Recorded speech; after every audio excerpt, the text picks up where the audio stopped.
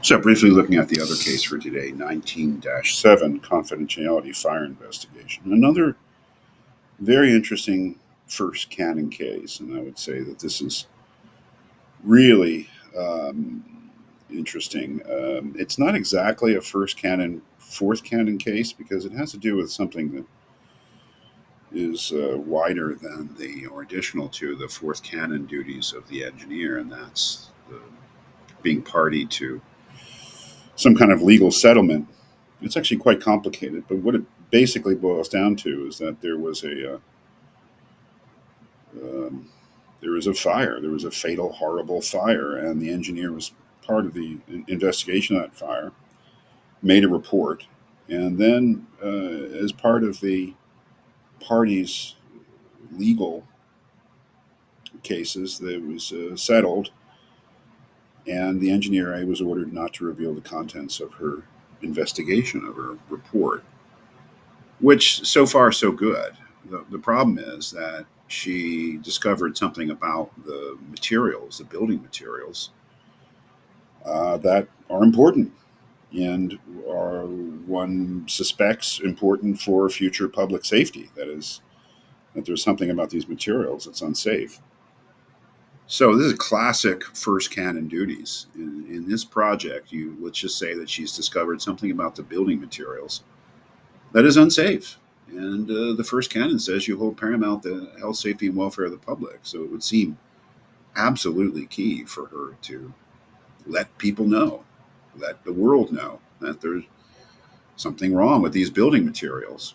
But she's party to, or she's working for somebody who's party to a, um, a court case where the settlement has gone on, and they've ordered her not to reveal the contents of her investigation report. Um, so, what's she supposed to do? It's a tough question. The BER obviously says that she cannot reveal it. Engineer has an ethical obligation to maintain the confidentiality of the forensic engineering report.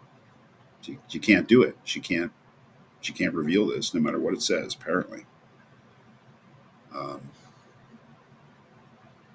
I, you know, it encourages her to find an alternative path to get the information out there, but she's got to do that without violating the order to be confidential, which is, I don't know how you do that. So she's in a very, very tough spot, obviously. And then the question is, what is the authority of that, or how much authority does the first canon have? She knows she has information that is vital to people's safety in the future. She has also been ordered not to reveal that information by a court, I guess. You know, now I don't know the particulars of, okay, you're working for a party that's subject to a confidentiality ruling. Are you?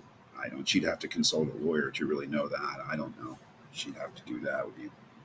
Would be good for her to do that. But even so, um, one could say that, okay, the court says this, but the first canon says something different, and I'm going to go with the first canon because I'm told to hold paramount, put first the public safety. And if I were to keep quiet about this knowledge of a public safety risk, I would be in violation of the first canon.